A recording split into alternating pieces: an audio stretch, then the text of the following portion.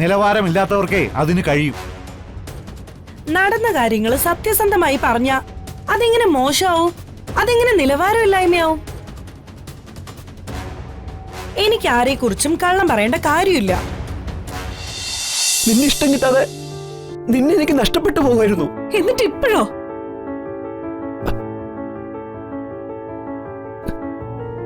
എനിക്ക് സാറിനോടൊന്നും സംസാരിക്കാനില്ല.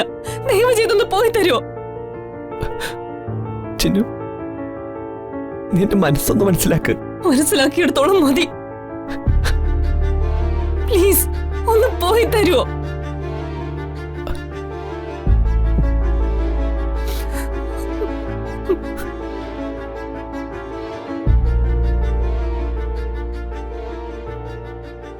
മഹിയും ചിന്നുവും ഒരു മുറിയിൽ വാതിലടച്ചിരിക്കുകയാണെന്ന് മാത്രം അറിഞ്ഞാ മതി. ഇവിടെ പിന്നെ എല്ലാം തകരും. ഇപ്പോഴാണെങ്കില് എല്ലാവരും ഉണ്ട്. മന്ത്രിയും മന്ത്രിയുടെ കുടുംബവും ദക്ഷയും എല്ലാവരും. എല്ലാവരുടെയും മുന്നിൽ വെച്ച് ചിന്നുന്റെ കഥ കഴിയും. അതോടെ അവളുടെ ശല്യം തീരും. എന്റെ അനിയത്തിയുടെ ശല്യം എന്നേക്കുമായിട്ട് തീരും. ഒരു വെടിക്ക് രണ്ട് പക്ഷി. ഇതോടെ മഹിയും ദക്ഷയായിട്ടുള്ള വിവാഹവും മുടങ്ങും.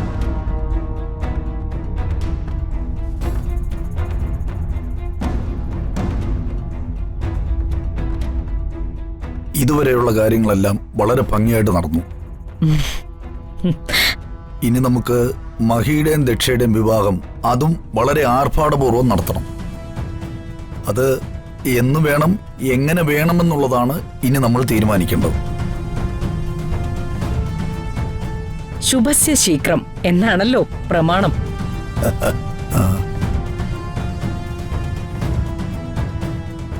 ഇപ്പം ഈ എൻഗേജ്മെന്റ് നടത്തിയതുപോലെ ചുരുക്കം ചിലരെ മാത്രം വിളിച്ച് നടത്തണമെന്നാണ് എൻ്റെ ആഗ്രഹം. പക്ഷെ അത് നടക്കില്ലല്ലോ. ഈ എൻഗേജ്മെന്റ് ചടങ്ങ് തന്നെ വരന്റെ വീട്ടിൽ വെച്ച് നടത്തിയത് പുറംലോകം അറിഞ്ഞാൽ ഒരുപാട് പേര് പരാതിയും പരിഭവമായി വരും. കല്യാണം നമുക്ക് വിപുലമായി തന്നെ നടത്തണം. ഇപ്പോഴത്തെ സാഹചര്യത്തിൽ ഒരു ഓഡിറ്റോറിയത്തിൽ വെച്ച് അത് നടത്താൻ പറ്റുമെന്ന് എനിക്ക് തോന്നുന്നില്ല. എന്തായാലും വരട്ടെ, നമുക്ക് ആലോചിക്കാം. എൻഗേജ്മെന്റ് കഴിഞ്ഞ സ്ഥിതിക്ക് അധികം നീട്ടിക്കൊണ്ടു പോകണ്ടെന്നാണ് എന്റെ അഭിപ്രായം. അതെ അതെ, നല്ല കാര്യങ്ങളൊന്നും അധികം നീട്ടിക്കൊണ്ടുപോകാൻ പാടില്ല.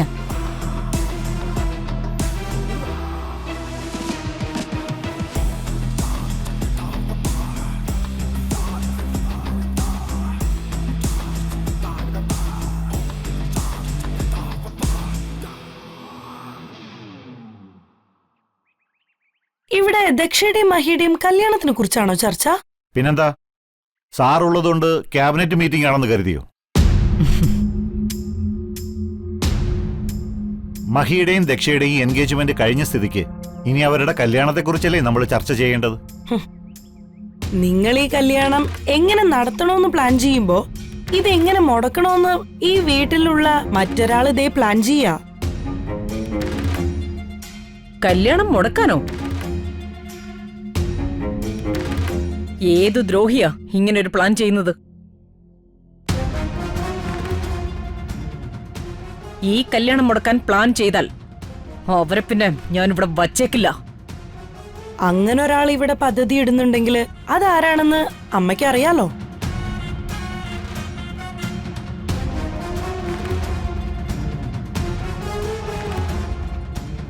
നീ ചിന്നുവിനെ കുറിച്ചാണോ പറഞ്ഞു വരുന്നത്? അതെ, ചിന്നു വീണ്ടും മഹിയെ ട്രാപ്പ് ചെയ്തുകൊണ്ടിരിക്കുക. ഇവിടെയുള്ള സ്വത്തുക്കൾ തന്നെയായിരിക്കും അവളുടെ ലക്ഷ്യം. സ്വത്ത് കൈക്കലാക്കാൻ വേണ്ടിയിട്ടാ ചിന്നു ഈ കളികളെല്ലാം കളിക്കുന്നത്. സ്വന്തം നേട്ടത്തിനായി അവൾ എന്ത് വൃത്തികേടും ചെയ്യും.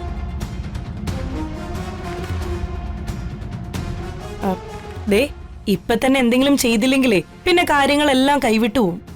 പറഞ്ഞില്ലെന്ന് വേണ്ട.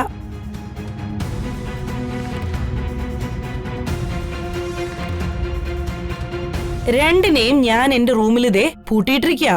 ഇപ്പൊ അങ്ങോട്ട് വന്ന രണ്ടിനെയും കയ്യോടെ പിടിക്കാം.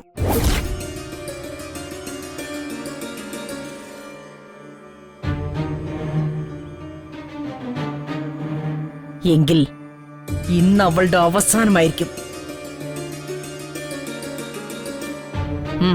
വാ.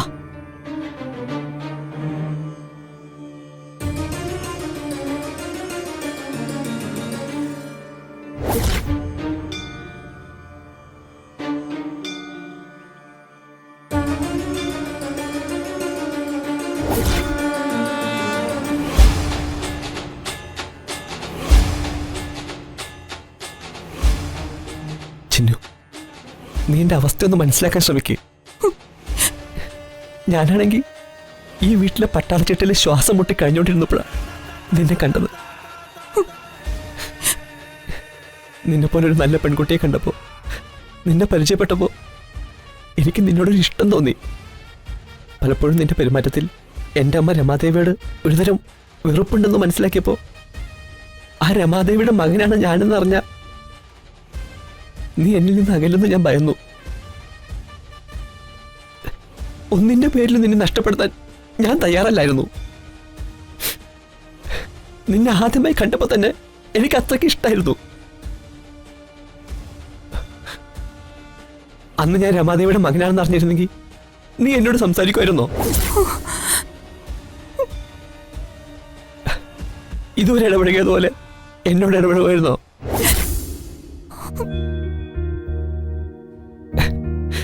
നമ്മൾ തമ്മിൽ ഇങ്ങനെ നല്ലൊരു സൗഹൃദം ഉണ്ടാവുമായിരുന്നോ?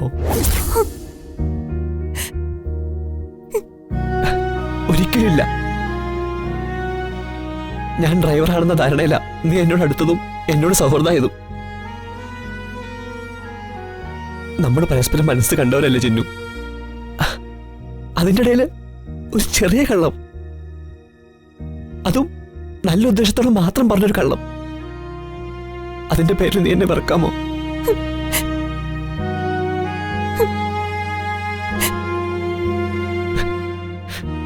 ഇങ്ങനെ എന്നെ അകറ്റി നിർത്താമോ? എന്നെ ഒരു ശത്രുവായിട്ട് കാണരുത്.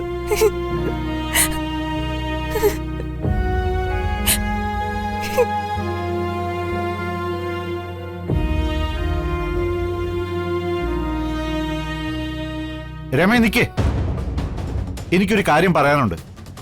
ഒരാളെ കുറിച്ചും ആവശ്യമില്ലാത്ത കാര്യങ്ങൾ വിളിച്ചു പറയരുത്. അത് വളരെ മോശമാണ്. നിലവാരമില്ലാത്തവർക്കേ അതിന് കഴിയും. നടന്ന കാര്യങ്ങൾ സത്യസന്ധമായി പറഞ്ഞ അതെങ്ങനെ മോശമാവും? അതെങ്ങനെ നിലവാരമില്ലായ്മയാവും? എനിക്ക് ആരെക്കുറിച്ചും കള്ളം പറയേണ്ട കാര്യമില്ല.